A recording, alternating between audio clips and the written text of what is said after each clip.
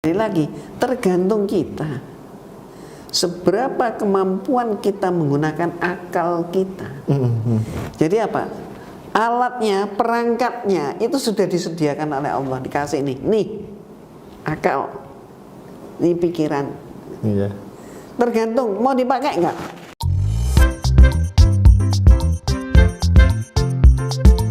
Assalamualaikum warahmatullahi wabarakatuh. Ketemu lagi di channel Adama Entertainment, channelnya tentang video Islam dan juga kisah mu'alaf. Sebelum mulai, jangan lupa untuk like dan juga subscribe ya. Tanpa panjang lebar, ayo kita saksikan. Langsung ke Umi Irene Handono, Masya Allah. Umi Irene mohon izin mau bertanya-tanya sama Umi Irene. Silakan. Masya Allah. Umi Irene, seperti yang kita ketahui bersama, mungkin dari video-video yang banyak Umi beredar di media sosial, Umi juga dulu selain beragama Katolik, ya, Umi juga pernah menjadi biarawati, ya. Jadi yang pernah menekuni kehidupan menjadi biarawati, ya. Baik, itu boleh nggak diceritakan gimana? Ya, sebenarnya ini sudah banyak sekali yang beredar, ya. Ada di mana-mana begitu.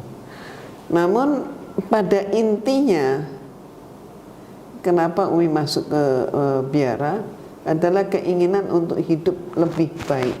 Oh iya. Hidup lebih baik yang dalam istilah kita adalah mendapatkan ridha Allah. Karena Umi nampak dari yang kelihatan pada Umi adalah biarawati itu kan rapi, tertata, ya. Ya, itulah kehidupan yang indah menurut Umi, demikian. Nah, masuklah Umi ke biara dan saat di sana pun Umi mendapatkan penugasan untuk kuliah di Institut Filsafat Teologi. Jadi berarti di biara juga mendapatkan pendidikan biarawati dan juga Umi kuliah lagi di Filsafat Teologi. Sampai pada suatu saat Umi mendapatkan dialog, ya.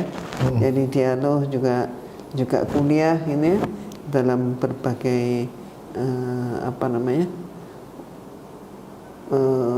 katakanlah untuk pendekatan perbedaan agama, perbandingan agama.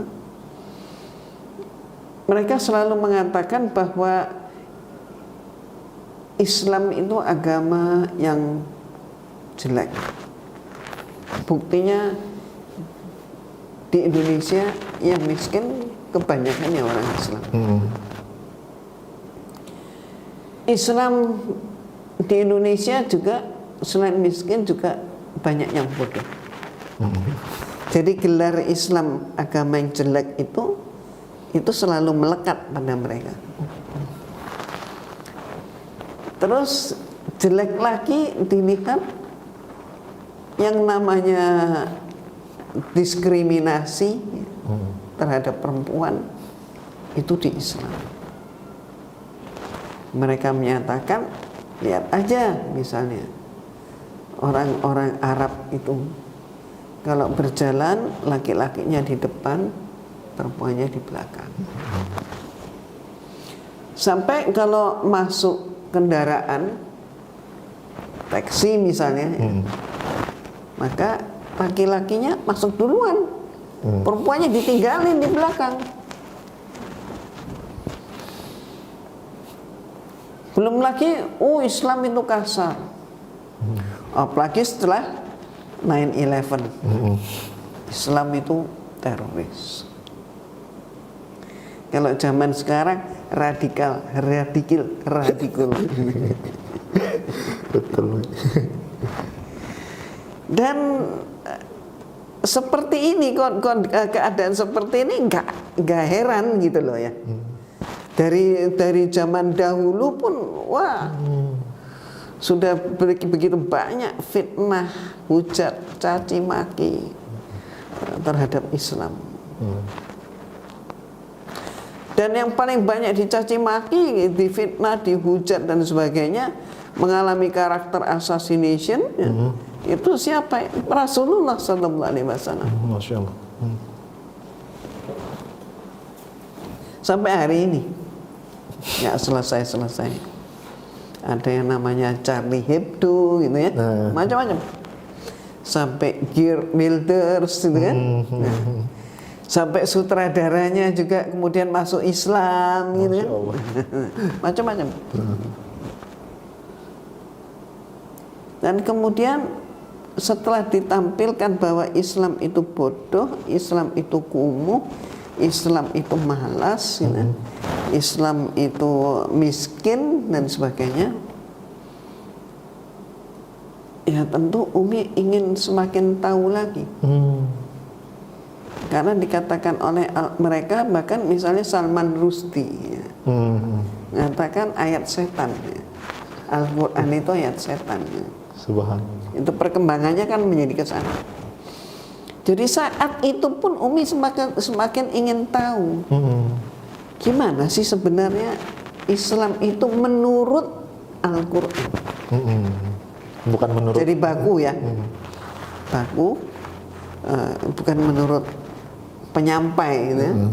Bukan menurut orang, ya, tapi menurut sumbernya sendiri. Nah, kemudian Umi mengajukan minta izin, ya, minta perkenan apa boleh Umi belajar Al-Quran. Silakan Anda pelajari, tapi jangan lupa tugas Anda itu untuk mencari kekurangan Islam, kelemahan Islam. Subhanallah. Dan alhamdulillah dengan susah payah, ya, dibilang susah payah yang berat juga enggak sih sebenarnya. Karena apa? Karena mereka mempunyai perpustakaan yang lengkap. Termasuk Al-Quran pun ada. Ada, Mi? Ada.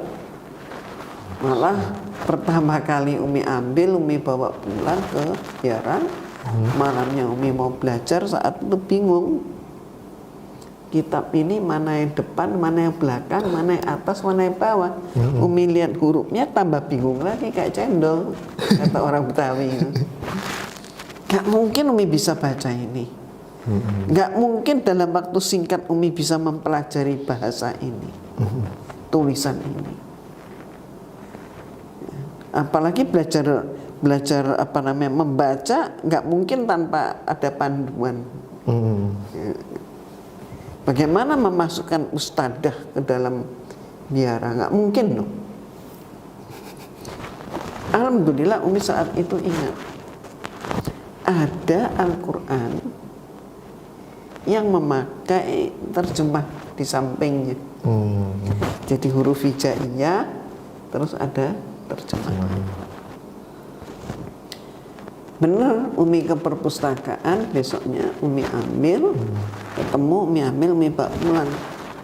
Tapi kembali lagi, karena Umi nggak mengerti cara bacanya, ya Umi perlakukan seperti huruf Latin. Buku-buku biasanya. Ya, no? Dari kiri ke kanan. Nah ini kan kebalik, kanan ke kiri. Dan akibat karena tidak mengerti itulah, maka yang Umi baca itu ayat-ayat justru yang letaknya di belakang. Masya Allah. Kan keliru itu bukanya. Disitulah Umi temukan surat Al-Ikhlas. Pas lembaran belakang itu kan, Umi buka ketemunya surat Al-Ikhlas.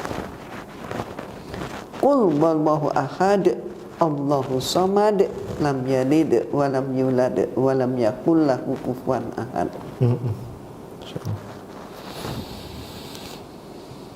Yang terjemahnya Umi saat itu hanya mampu terjemah.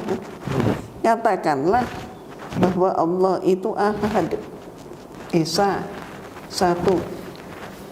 Langsung komen dari dalam hati Umi menyatakan, ya memang Tuhan itu satu, nggak mungkin dua, nggak mungkin tiga, dan seterusnya. Nah ini yang benar. Paham kan? Paham. Nah ya ini yang benar satu. Dan satu yang bagaimana?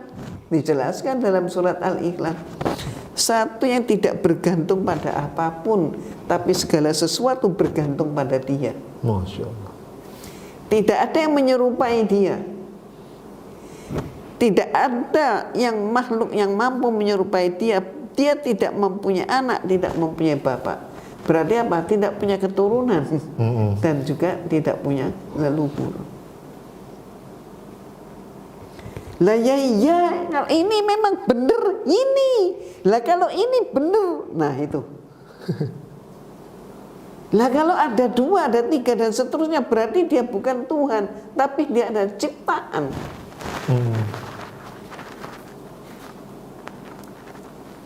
Dia bukan Allah, tapi dia ciptaan Allah. Dia adalah makhluk. Gak ada yang setara dengan dia. Gak ada yang menyamai dia. Dan dia gak perlu siapapun, tapi semuanya perlu kepada dia. Masya Allah. Wah, ini heran kan Umi? Kok di sini justru pertanyaan-pertanyaan yang ada di dalam hati Umi tentang Trinitas, jawabnya kok di sini? Oh gitu. Oh berarti Umi sempat meneliti juga tentang Trinitas. No iya wajib. Oh Masya Allah. Ya kan?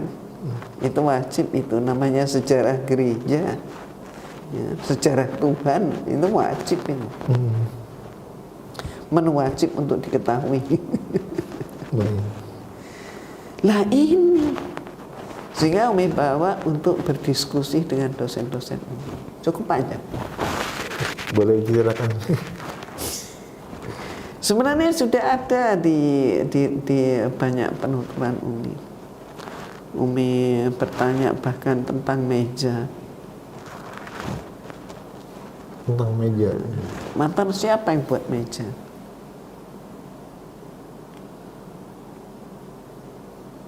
Nggak mungkin meja itu ada dengan sendirinya. Pasti ada yang buat. Ada yang buat. Ya, bukan kayu. Terus langsung lanjut sampai pada siapa yang menciptakan manusia?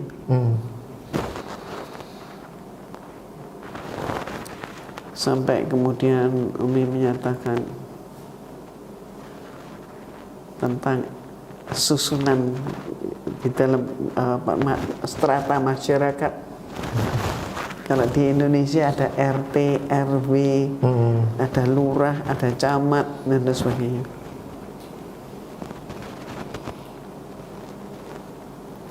Bater, siapa yang melantik RW? Mungkin enggak camat dilantik oleh RT. Kenapa Anda tanya begitu? Ya, karena Konsili Nicea 325 Masehi, Yesus dilantik jadi Tuhan. Yang melantik siapa? Kaisar Konstantin.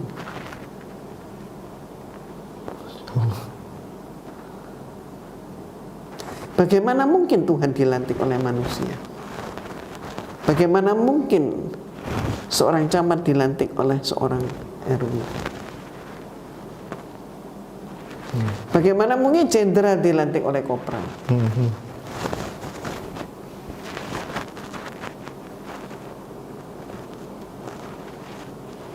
Nggak masuk akal ya?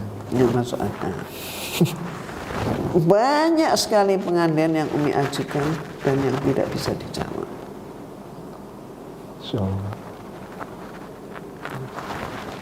Ya, sampai kemudian setelah mendapatkan surat Al-Ikhlas itu, Umi jadi semakin ingin tahu apa isi daripada kitab suci Al-Quran.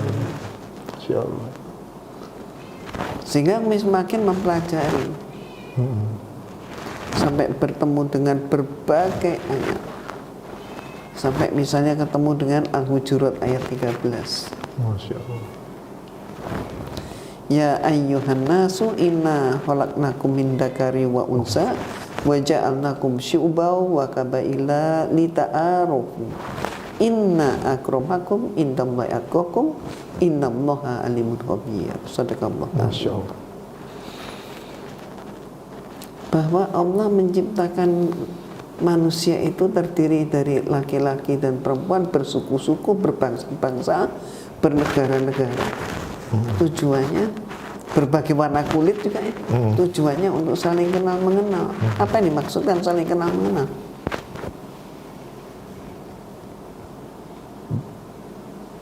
Bersosialisasi, Bersaudara. bersaudara. Betul. Bersaudara. Saling kenal mengenal, mengenal wataknya, mengenal pemikirannya, mengenal budayanya, mengenal peradabannya, mengenal keilmuannya. Sesungguhnya manusia yang mulia di hadapan Allah itu orang yang bertakwa. Apa artinya?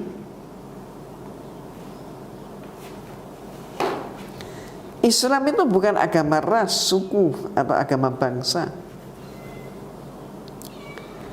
Siapapun dia, yang mulia di sisi Allah adalah orang yang bertakwa. Bukan karena warna kulit, bukan yang lain-lain lagi, tapi karena masalah ketakwaan.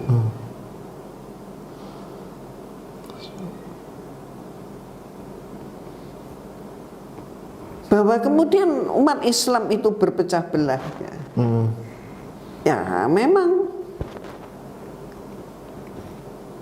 mohon maaf, itu oknumnya.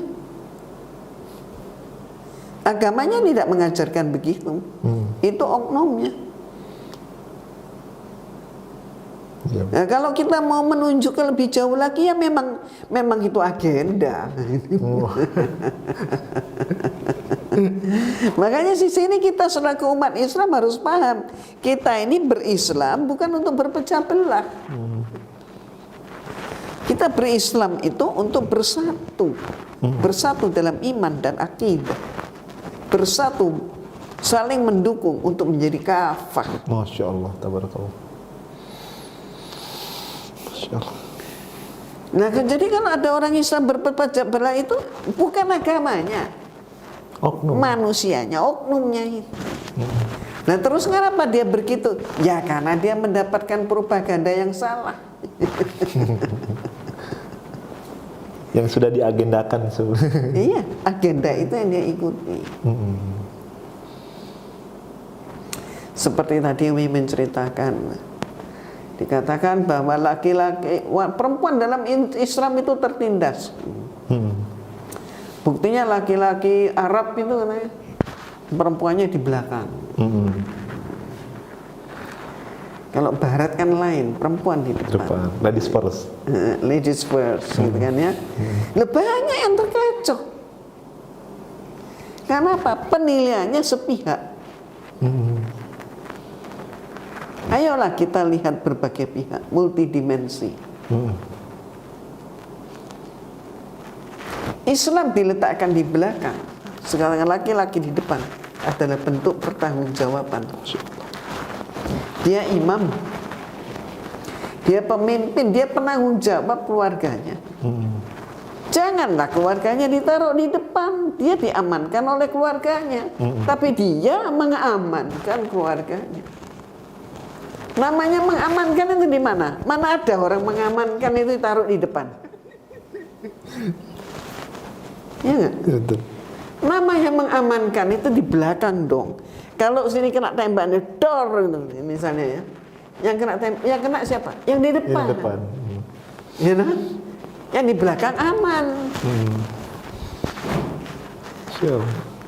Jadi itu hanya Framing ini. framing. Jangan hanya omong kosong. Oh, kosong. Perempuan dihormati maka ditaruh di depan. Ya kalau kamu ditembak nanti yang kena perempuanmu. Kamu selamat. Kan itu. Kamu misalnya perempuan taruh di masuk mobil dulu, taksi. Kalau taksinya lari, mau apa dia? Makanya laki-laki masuk taksi dulu. Setelah dia duduk di dalam, dia lihat keadaan yang ada di dalam taksi, aman, masuk si yang perempuan.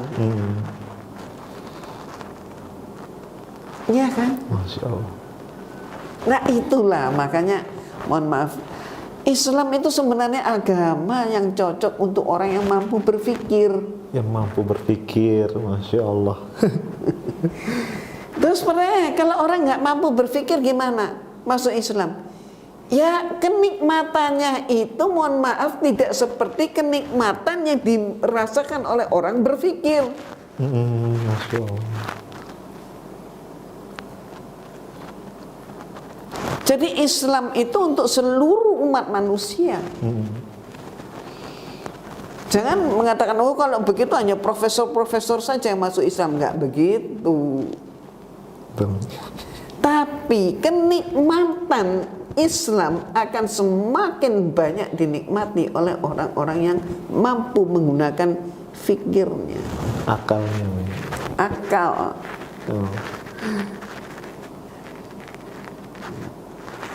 Jadi sampai ada kajian yang bagus, akal menuju iman. Masya Allah. Iya. Karena yang bisa dimanfaatkan dari manusia itu hanya akal untuk mencapai keimanan. Karena kalau mengandalkan fisik mungkin nggak bisa. Nggak bisa mengandalkan emosi juga nggak bisa. Mengandalkan klaim apalagi nih? Nggak bisa. Kayaknya. Nah ini justru kontradiktif dengan agama yang sebelum Umi peluk, sebelum Islam ya, yang sangat kontradiksi.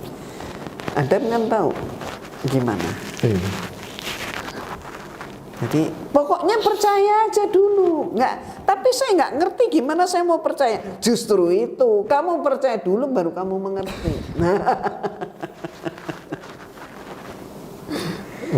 Jadi berarti gimana?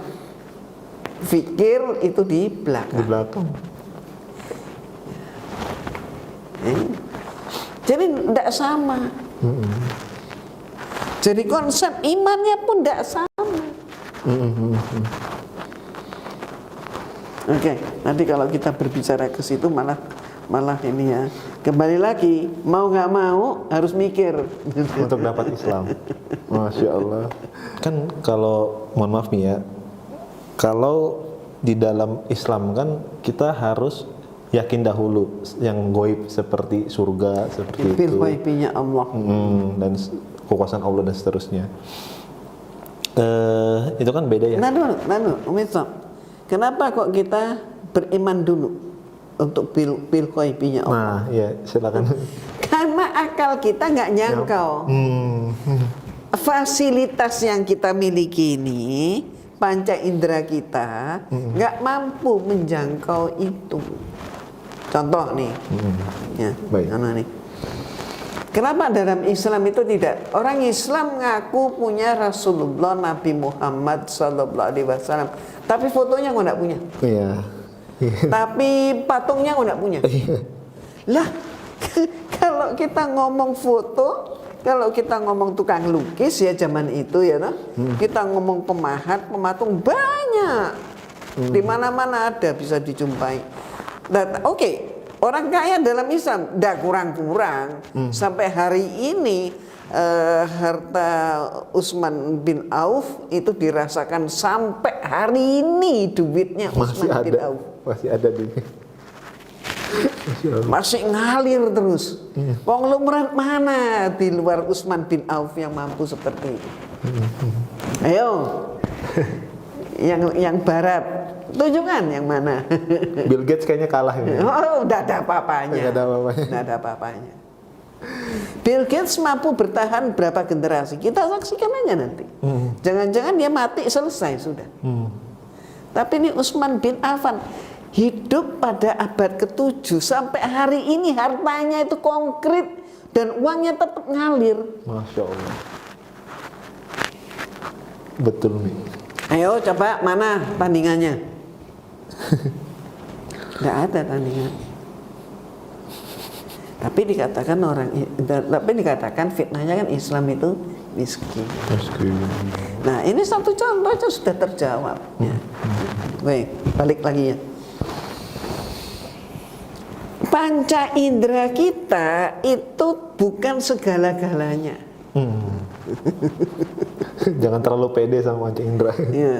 Ya, jangan inilah, jangan dianggap dia segala-galanya. Enggak. Contohnya apa? Bisakah Anda melihat bentuknya udara dan ya katakanlah bentuknya udara atau warnanya juga bolehlah, bisa nggak? Sampai saat ini belum bisa. Pertanyaan Umi balik. Jadi udara itu ada atau enggak? Ada. Ada atau enggak? Ada. Bagaimana Anda bisa mengatakan ada? Karena bisa dirasa. Bisa dirasa, tapi nggak bisa melihat. Nggak bisa dilihat. Terjawab kan? Masya Allah. Jadi panca indera kita itu bukan segala-galanya. Penglihatan mata kita bukan segala-galanya. Rasulullah SAW konkret ada, jejaknya ada, dalam sejarah lengkap. Dari semua nabi, sejarah tentang Rasulullah paling lengkap.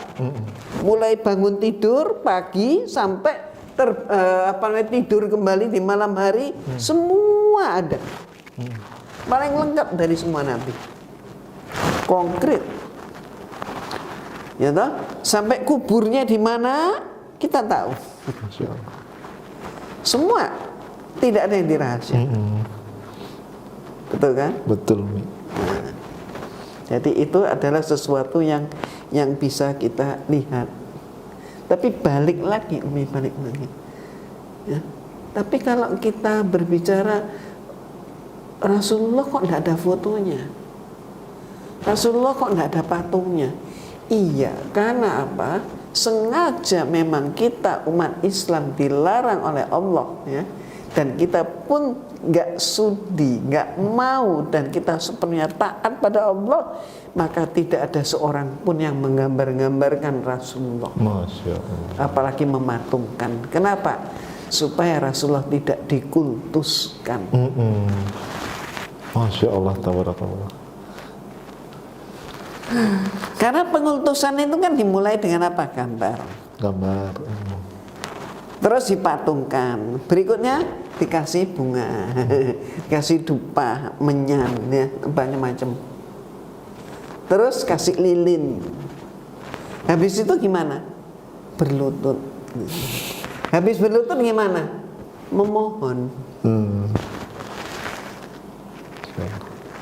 Makanya di dalam surat Al-Isra ayat 1 Allah berfirman, Subhanalladzi asra bi abdihi lailam, dan seterusnya. Inilah Subhanalladzi, maha suci Allah, ya, yang telah memperjalankan siapa? Hambanya. Abdi. Loh, ini ayat, ini kalam Allah, ini tercatat di dalam Al-Isra ayat 1, abdihi. Jadi bukan tanpa sebab. Ayat Al-Quran ini syarat dengan makna. Seluruh ayat Al-Quran itu syarat dengan makna. Kenapa kok Allah menyatakan abdihi? Mengapa Allah Subhanahu wa ta'ala misalnya tidak menyatakan dalam firman-Nya adalah Muhammad? Ya. Tapi ini kan abdihi.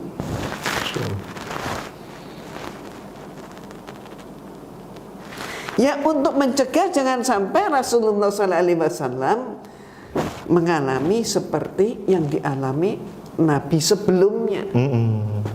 Siapa Nabi sebelumnya? Nabi Isa alaihissalam. Yang dikultuskan dan dipertuhankan tahun 325 Masehi. Dipertuhankan, Umi? Iya, dilantik jadi Tuhan. Sejak 325, sebelum 325 belum.